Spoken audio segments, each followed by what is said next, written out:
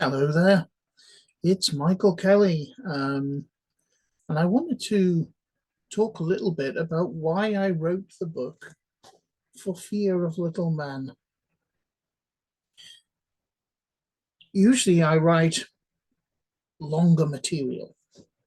I'll write a whole book on mythology or upon various practices or ideas. I'll write novels. But I have written 3 volumes of short stories. And For Fear of Little Men was the first of those. It is profusely illustrated. There's an illustration goes with each story. And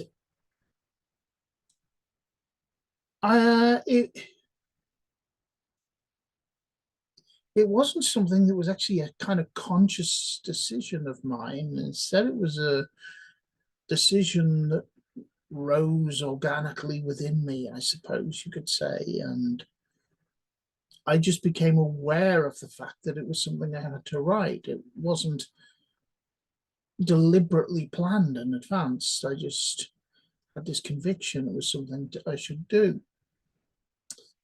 It's a book of Celtic folk tales, and they're from various of the Celtic lands. There's obviously some from the Isle of Man here, where I live, Ireland, obviously, Scotland, Wales, and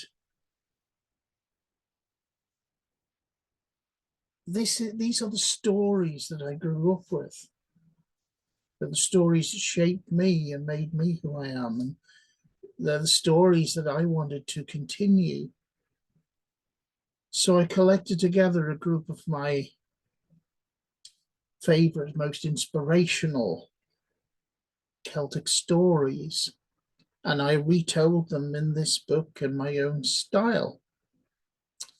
I do actually feature in one because the introductory story and the little piece at the end, the kind of framing story behind the collection tells of the Lianan Shee, the lovely fairy who haunts the Isle of Man and puts the seed of inspiration in the mind of poets and storytellers. And it's a bit of a game to see whether they burn out before they finish telling their stories. Well, I survived, I'm still here, and the book is here too. This is the Amazon edition, but you can get it on both Amazon and Lulu. It's also available in hardback on Lulu and in Kindle on Amazon. And so the story of the Lianan Shee frames the whole thing. But I've covered a lot of my favorite stories in there. There are a few from the Isle of Man. After all, that's where I grew up. But 2 of my absolute favorites are there to kick the book off. There's the story of the Mor Dadu, the black dog, the spectral black dog, which haunted Peel Castle in the days when it was garrisoned,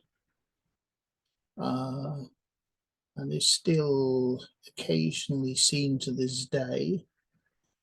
And the story of the Buggane of St. Trinian's. Now, this isn't the St. Trinian school of the old black and white comedy films. This was St. Trinian's Church, and the attempts by the churchmen to finish building it and put a roof on it, in spite of the fact that it lay in the shadow of the Buggane haunted mountain of Greeba. And the Buggane was having none of it. But every time the church neared completion, the roof would be torn off. It's a really wonderful story, and if I say so myself, I've told it here in a particularly wonderful way with a lot of nuance at the end as to what a Buggane actually is. And for the record, the Church of St. Trinian's never had its roof fixed in place. There are other stories here. Some of them are taken from almost from myth rather than folk tale. There is, of course, considerable overlap between the two, but I've retold them in the style of folk tale because these are the stories that come down to us, told from tongue to ear, from mother to child, down over the years. And that's certainly how I heard them when I was young, when my grandmother and my mother would tell me these tales of the old days and the strange people who weren't quite like us, the people of the mounds. So we have the story of the childhood of Merlin and his very strange origins. Merlin was only half human. His father was a fey being referred to as an incubus in the should we say the churchy talk of his time. But Merlin was only half human. He was half fey himself. And so we have the story of Merlin and the building of King Vortigern's tower and the incredible symbolism that goes with that story. We have one of the most tragic tales from Celtic myth, the tale of the Doom of Deirdre. We have all the Manx tales, such as a tale of various witches. My wife wanted the story of a mermaid, and so I included that for her. Most precious of all for me is the story of the Banshee. Some of you may laugh at this, but I know some of you won't. The Banshee has been a figure of incredible importance to me since I was in my 20s when I encountered one. And when I finally leave this world, she will come for me and I will be seen leaving with her, because there is a bond there. And it's a supernatural bond, of course. She is an otherworldly being, a queen of the other world. But I wanted to write a story which took one of the traditional folk tales of the Banshee, that of the stealing of the Banshee's comb, and to retell it in a way which would bring her true being and power to the surface. And you know, it's a story which I wrote this collection, about a dozen years ago. But the story of the Banshee's comb in here is one that I reread aloud for a group of people a short while ago, and I found I was choking back the tears as I read it. It affected me so profoundly. And that's the effect I wanted this collection of stories to have, that they should affect people profoundly, that you shouldn't just read them and enjoy them, but these are stories that should make you feel something.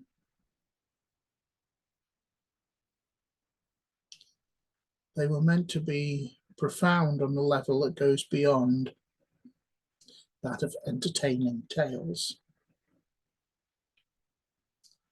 And if one person finds them such, then I've done my job. And I believe I have. Of course, other stories too. A good friend asked me to feature the tale of Ian Dubb, or Black John, the Wizard of the North. And I was glad to do that. And that was an interesting piece of research, as I hadn't heard of him before, and I'm very glad I did. What a fascinating character. His tale is included in there. including a Gaelic song that he wrote and its translation. And the longest story in the collection is The Tale of the Pearl of Never Die. And this is a tale which I believe in the form it's told is unique to the Isle of Man. It was collected in some of Hall Caine's writings. It's quite a long and involved story. And in fact, I was to take that story and use it again as the basis for a full-length novel called The Wave Sweeper, which was me writing a fairy story set in the modern day here on the Isle of Man. But we'll talk about that in another video. But the root story, the story of Nisien and the Pearl of Never Die, is told in For Fear of Little Men. And we don't shy away from true stories either, those with a mythic feel to them. There's the well-known story of Bridget Cleary, a young Irish woman, and not that many years ago, shockingly modern, who was burned to death by her husband after she fell ill and he became convinced that she was a changeling. So that's For Fear of Little Men. That's why I wrote it. And reviewing it after all of these years, even if I say so myself, I think I did a damn good job. I hope you'll enjoy it too. And as I say, I hope it will awaken memories within you of the old stories that you heard when you were a child, whether they're the same as these ones or not. That sense of the old and of the mythic never leaves you. And if I can stir it back to wakefulness, it'll be a job well done. And most of all, as it did for me, reliving it after all these years, I hope these stories move you and make you feel. Thank you for listening.